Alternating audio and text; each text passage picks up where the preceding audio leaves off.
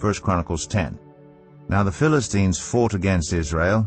The Israelites fled before them, and many fell dead on Mount Gilboa. The Philistines were in hot pursuit of Saul and his sons, and they killed his sons Jonathan, Abinadab, and Malchishua. The fighting grew fierce around Saul, and when the archers overtook him, they wounded him.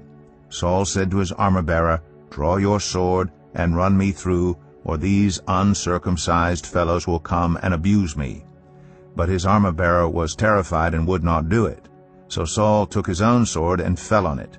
When the armor-bearer saw that Saul was dead, he too fell on his sword and died. So Saul and his 3 sons died, and all his house died together.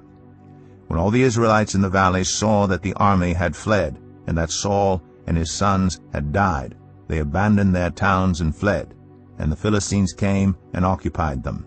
The next day, when the Philistines came to strip the dead, they found Saul and his sons fallen on Mount Gilboa. They stripped him and took his head and his armor, and sent messengers throughout the land of the Philistines to proclaim the news among their idols and their people. They put his armor in the temple of their gods, and hung up his head in the temple of Dagon. When all the inhabitants of Jabesh-Gilead heard what the Philistines had done to Saul, all their valiant men went and took the bodies of Saul and his sons and brought them to Jabesh.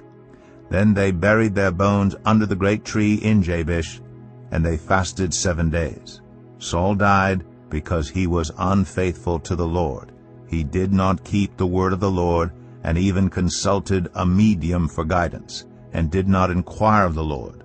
So the Lord put him to death, and turned the kingdom over to David, son of Jesse.